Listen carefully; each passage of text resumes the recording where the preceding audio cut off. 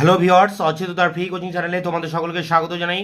আজকের এই ভিডিওটিতে তোমরা যারা ক্যালকাটা ইউনিভার্সিটিতে এডুকেশন জেনারেল বা পাশে 6 সেমিস্টারে পড়ছো, তোমাদের যে ডিএসসি B2 পেপারটি রয়েছে, ওমেন এডুকেশন বা নারী শিক্ষা, এই পেপারটির একটি ভেরি ইম্পর্টেন্ট প্রশ্ন এবার 2024 সালের সাজেশন অনুযায়ী, নারীর ক্ষমতায়নে শিক্ষার ভূমিকা কী, role of education in women improvement, অর্থাৎ নারীর ক্ষমতায়নে শিক্ষার কী ভূমিকা ছিল, এই প্রশ্নটির উত্তর নিয়ে ভিডিওটিতে আলোচনা করব।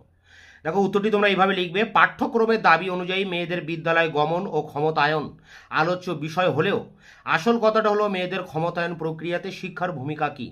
এই বিষয়টির উপস্থাপক ও উদ্যোগী রাষ্ট্রসংঘ।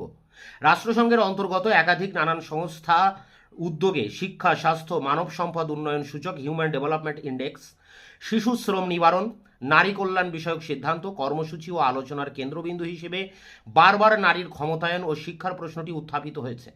তথ্য সংগৃহীত হয়েছে এবং সদস্য রাষ্ট্রসমূহকে উদ্যোগী হতে প্রণোদিত করা হয়েছে। শিক্ষার সঙ্গে ক্ষমতায়নের সম্পর্ক যে গভীর, নানাভাবে তা প্রমাণিত এবং তার একাধিক মাত্রার আছে। পয়েন্টস দেখো: রাষ্ট্র পরিচালনা ও জনপ্রতিনিধিত্ব, administrations of the state and people's representations. সমস্ত গণতান্ত্রিক রাষ্ট্র পরিচালিত হয় নির্বাচিত জনপ্রতিনিধিদের দ্বারা। আমাদের দেশে সর্বনিম্ন স্তর পঞ্চায়েত ব্যবস্থা, স্থানীয় পৌর প্রশাসন, রাজ্যের বিধানসভা, কেন্দ্রের সংসদ পার্লামেন্ট এবং রাজ্যসভা সব কয়টি গঠিত হয় প্রত্যক্ষ পরোক্ষভাবে নির্বাচিত জনপ্রতিনিধিদের দ্বারা। কিন্তু স্বাধীনতার পর সংবিধান গৃহীত হলে জনপ্রতিনিধি হওয়ার ক্ষেত্রে নারী ও পুরুষের মধ্যে কোনো ভেদাভেদ রাখা হয়নি।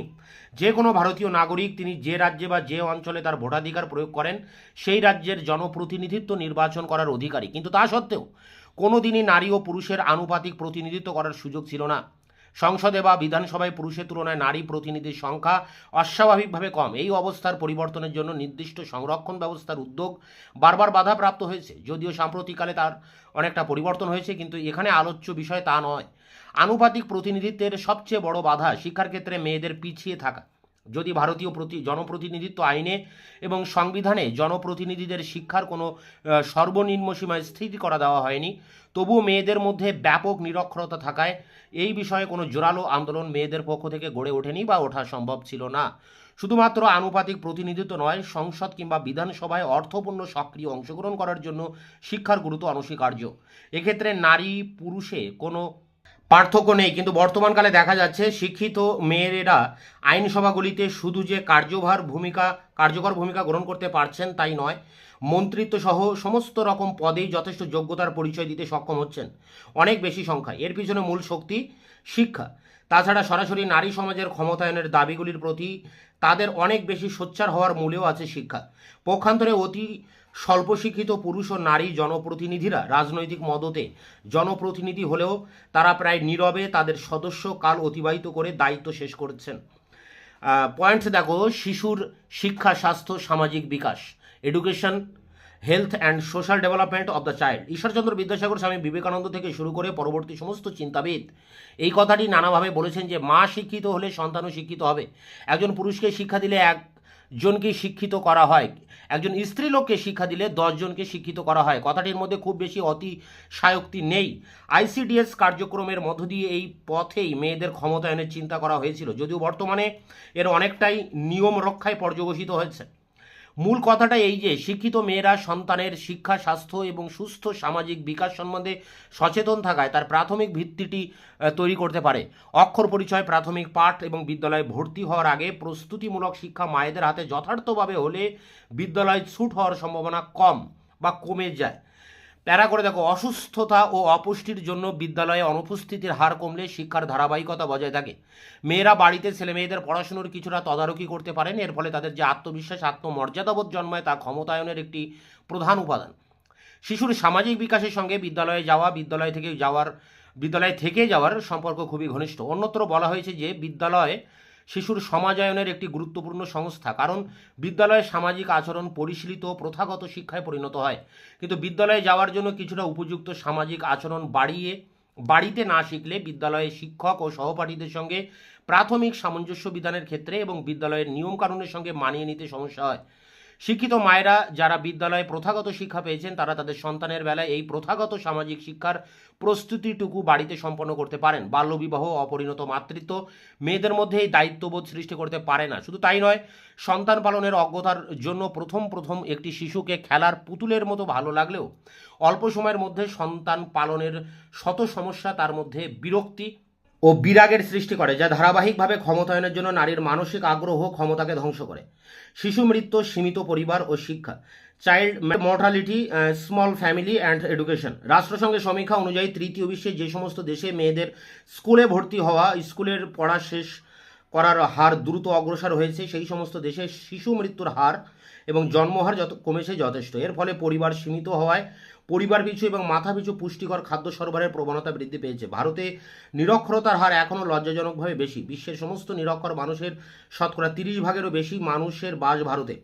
শিশু মৃত্যুর হার এখনও কম নয়, যদিও রাজ্যভেদে তার তারতম্য আছে। সেভ দ্য চিলড্রেন নামক আন্তর্জাতিক স্বেচ্ছাসেবী সংস্থা ফেয়ার চান্স অ্যাট লাইফ নামক প্রতিবেদনে বলা হয়েছে, শিশু মৃত্যুর হার 2 দশকে 41% কমেছে, কিন্তু শিশু মৃত্যুর হার কমানোর মধ্যে ধনী ও দরিদ্রতম নাগরিকদের মধ্যেকার পার্থক্য বিপজ্জনকভাবে বৃদ্ধি পেয়েছে। 2008 খ্রিস্টাব্দে দরিদ্র পরিবারের 5.3 লক্ষ শিশুর মৃত্যু হয়েছে ভারতে, সেখানে ধনী ও সচ্ছল পরিবারের মৃত্যু হয়েছে 1.78 লক্ষ শিশুরা।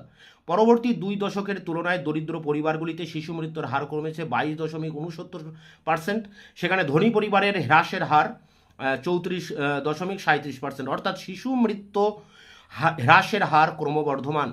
ইউনিসেফের প্রতিবেদনে এই মতের সমর্থন আছে। ইউনিসেফ থেকে প্রকাশিত the infants and child mortality India report তৈরি হয়েছে।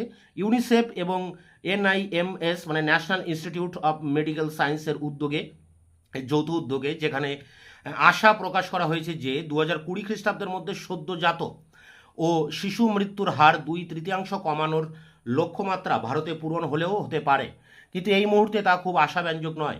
কেরালা, তামিলনাড়ু, মহারাষ্ট্র, হিমাচল প্রদেশ ও পশ্চিমবঙ্গে লক্ষ্য পূরণের সম্ভাবনা উজ্জ্বল।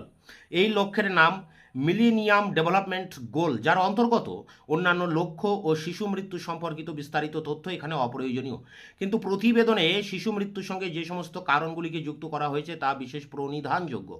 যে সমস্ত মেয়ে অন্তত 8 বছর বিদ্যালয়ে পড়েছে, অর্থাৎ অষ্টম শ্রেণী পর্যন্ত পাশ করেছে, তাদের ক্ষেত্রে 5 বছরের বয়সের মধ্যে শিশু সন্তানের মৃত্যুর সম্ভাবনা নিরক্ষর মেয়েদের তুলনায় যথেষ্ট কম। অষ্টম শ্রেণী পর্যন্ত পড়া মায়েদের ক্ষেত্রে সম্ভাবনা 32%, কিন্তু নিরক্ষর মায়েদের বেলায় তা 52% বলা হয়েছে।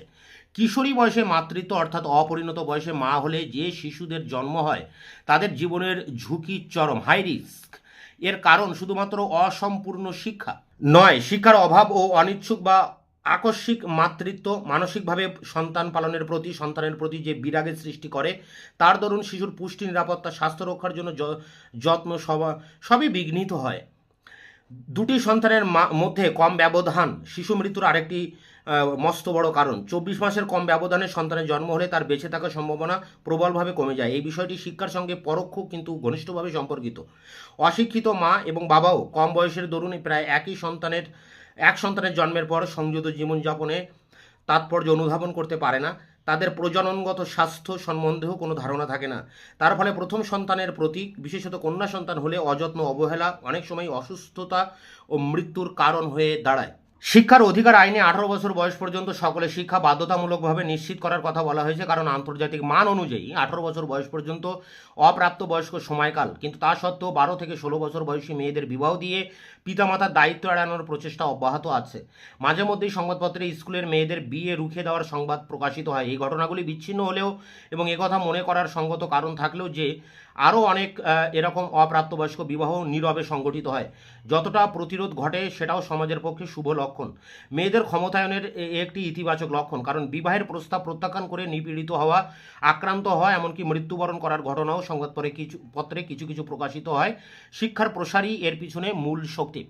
শিক্ষার অধিকার আইন অনুযায়ী মেয়েদের বিদ্যালয়মুখী করা এবং তাদের পিতামাতাদেরও মেয়েদের বিদ্যালয়ে পাঠানোর জন্য প্রণোদিত করতে কেন্দ্রীয় রাজ্য সরকারের যৌথ উদ্যোগে যে সমস্ত প্রকল্প আছে তা এখানে এখন সকলেরই জানা।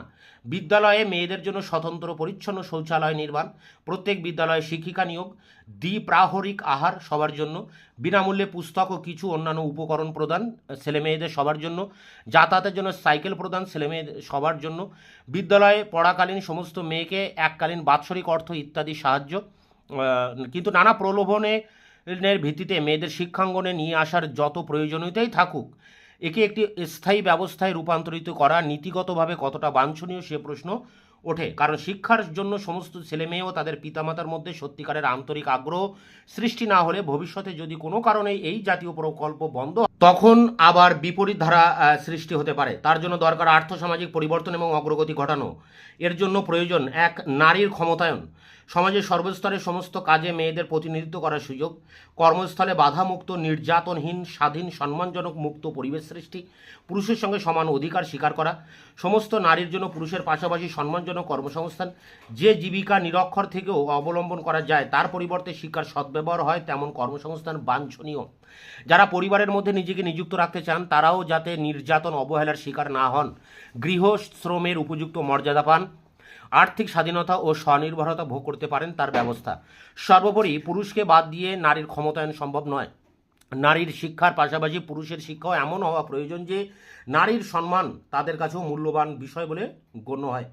তো এই ছিল নারীর শিক্ষায় ক্ষমতায়নে শিক্ষার কি ভূমিকা বা গুরুত্ব রয়েছে তার উপরের যে প্রশ্ন উত্তর সেটি তোমাদের সামনে আলোচনা করলাম। তোমরা এটিকে সংগ্রহ করে পরীক্ষার জন্য প্রস্তুতি নাও। এটি ইম্পর্টেন্ট একটি প্রশ্ন 2024 সালের সাজেশন অনুযায়ী। তোমাদের এই পেপারটির বেশিরভাগ প্রশ্নের উত্তর আমার চ্যানেলে আপলোড করা আছে। এছাড়া যেসব প্রশ্নের উত্তর আমি এখনও দিতে পারিনি খুব দ্রুত তার উত্তরগুলি তোমাদের সামনে এনে হাজির করব। তাই তোমরা অবশ্যই চ্যানেলকে সাবস্ক্রাইব করে রাখবে, বন্ধুদের কাছে শেয়ার করবে, নিজেদের মতামত জানাবে কমেন্ট সেকশনে কমেন্ট করে, এবং ভিডিওটি ভালো লাগলে অবশ্যই লাইক